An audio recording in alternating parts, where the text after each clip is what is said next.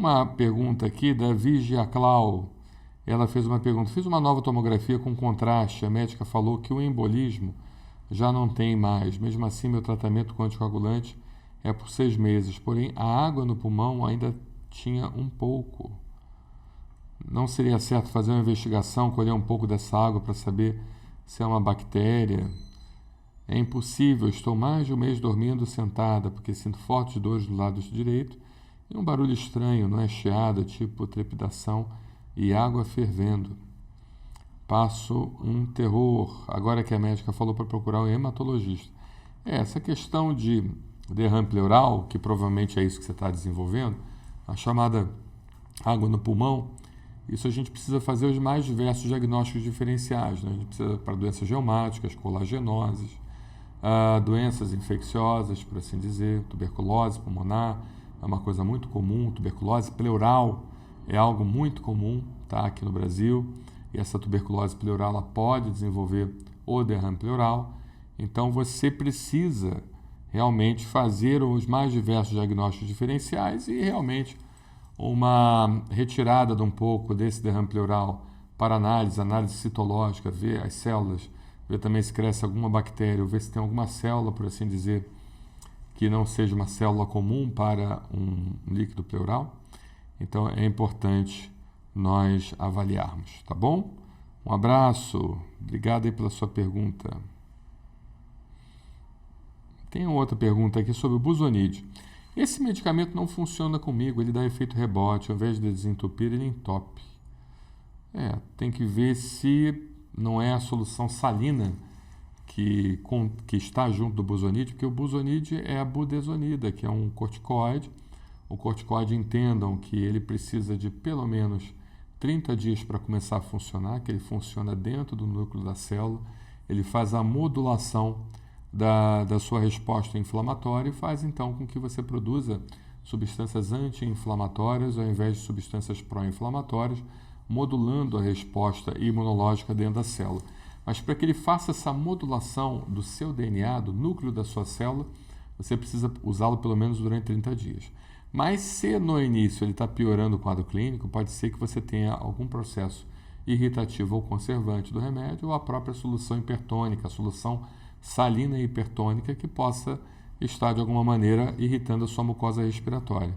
Importante conversar com o seu médico para que ele avalie essa situação e prescrever um corticoide nasal sem um conservante ou com uma solução salina não tão hipertônica, tá bom? É uma possibilidade. Um abraço, obrigado. É uma outra paciente também que ela disse que tem dermatite, ela usa luva quando mexe com produtos químicos, mas não melhora.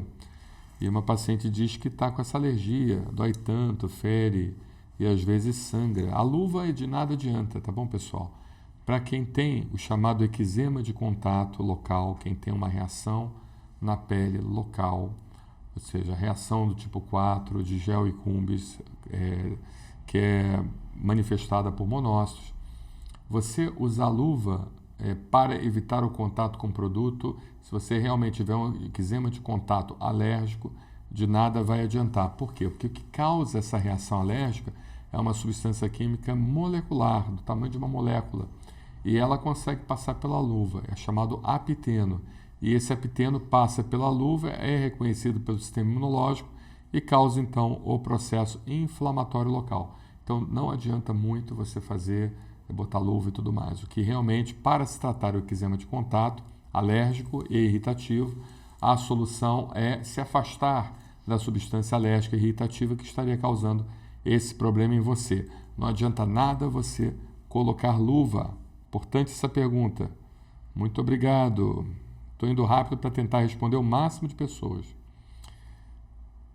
Tem uma paciente aqui que pergunta: doutor, estou com urticária, fiz todos os exames que pede o protocolo, a dermato quer entrar com vacina para doença autoimune. O senhor aconselha? Não queria, me ajude. Mas o que seria vacina para doença autoimune? Temos que entender. O anticorpo monoclonal que você está falando, o anticorpo monoclonal ele pode ser utilizado para determinados tipos de urticária.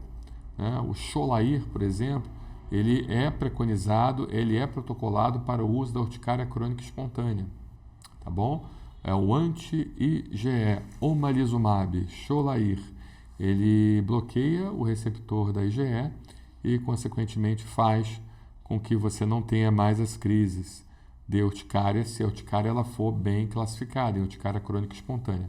Lembrando que a urticária ela tem 3 tipos principais: a idiopática, sem causa definida, mas como nós temos conversado aqui nos nossos vídeos, a urticária idiopática, ela, na grande maioria das vezes, com o passar dos anos, ela deixa de ser idiopática e tem uma causa definida, porque a metodologia diagnóstica ainda não foi suficientemente sensível para fazer o diagnóstico antes dos exames aparecerem, né? Ou seja, a metodologia diagnóstica ainda é um pouco rudimentar, mas a maioria das urticárias crônicas sem causa definida no futuro próximo tem causa definida. Você tem a urticária crônica induzida pelo calor, frio, pressão, tato, temperatura, calor, né? Temperatura é a mesma coisa, vibração, atividade física, aumento do metabolismo, induzida por alguma coisa, onde você tem um rompimento do mastócito, liberação da histamina e, consequentemente, o aparecimento da urticária. E você tem a urticária crônica também espontânea, que é subdividida em alérgica, autoalérgica e autoimune. Eu não sei se ela encontrou talvez uma doença, uma urticária crônica espontânea autoimune, e entenda que o uso do anticorpo monoclonal em específico, talvez um anti-TNF, alguma coisa assim, possa te ajudar, não sei.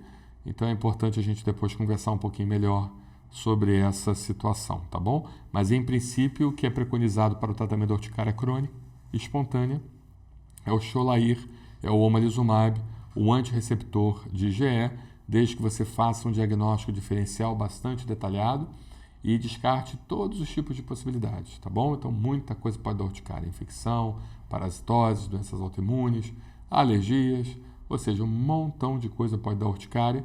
Então, para se iniciar o antirreceptor de IgE, é importante avaliar isso, averiguar isso com bastante detalhe e carinho, tá bom? Um abraço. Tem uma pergunta aqui interessante, né? Eu durmo e acordo com a língua inchada, me deixa sufocado, o que eu faço? Aí eu tenho uma paciente que pergunta o seguinte, que responde o seguinte: é o mesmo problema que eu tenho e o médico não disse nada. Outro médico, né? Mas assim, deixa eu explicar, só para dar umas dicas para você, lembrando que esse espaço não é dedicado para consulta médica. Qualquer informação que porventura você receba aqui, não entenda isso como um diagnóstico para você, passe para o seu médico assistente. Mas o edema da língua, né? O angioedema de língua, ele pode ser provocado por vários motivos. Podem ser doenças alérgicas, pode ser angioedema hereditário, pode ser angioedema induzido por alguma doença reumática, até câncer pode levar a isso.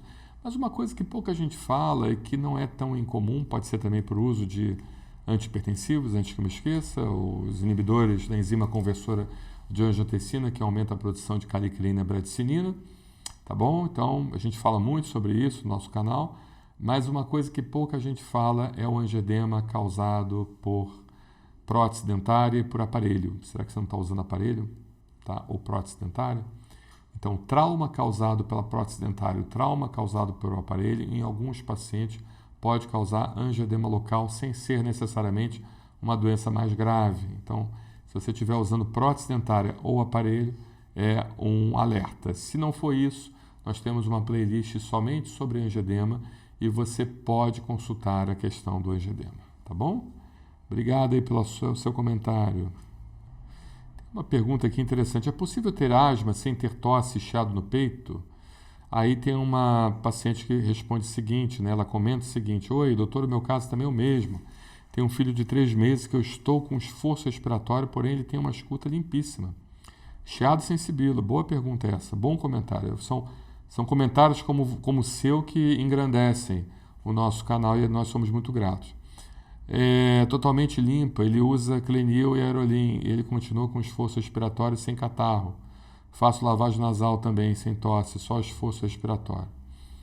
Então, deixa eu explicar para você. Uma coisa são os sinais e sintomas que nós apresentamos. Preste bem atenção no que eu estou dizendo. Tá? Então, às vezes o paciente não tem absolutamente nada, ele é um paciente sem sinal e sintoma de algum processo, alguma coisa, mas ele tem uma inflamação intrínseca. Por isso que é importante nós fazermos a prova de função pulmonar. Inclusive até pacientes que melhoram totalmente do cansaço, da tosse, da falta de ar, do chiado no peito, ou seja, não tem mais nada. Mas quando você vai fazer a prova de função pulmonar, dá positivo. Ele tem um quadro obstrutivo crônico ali na prova de função pulmonar. E o grande erro do paciente é quando o paciente tem uma asma e ele melhora clinicamente e ele não quer continuar o tratamento porque ele acha que melhorou clinicamente. Porque a remissão clínica, ou seja, a pessoa deixar de ter sintomas clinicamente, é uma coisa. A remissão total você somente vai ter acesso a partir do momento que o paciente fizer a prova de função pulmonar e essa prova de função pulmonar vier negativa. Uma prova de função pulmonar ainda alterada indica que existe um processo inflamatório, mesmo sem sintomas. E esse processo inflamatório, ele vai levar o paciente, mesmo sem sintomas, olha que eu estou repetindo isso várias vezes, ao remodelamento brônquico, ou seja, a substituição do tecido normal do paciente por tecido cicatricial.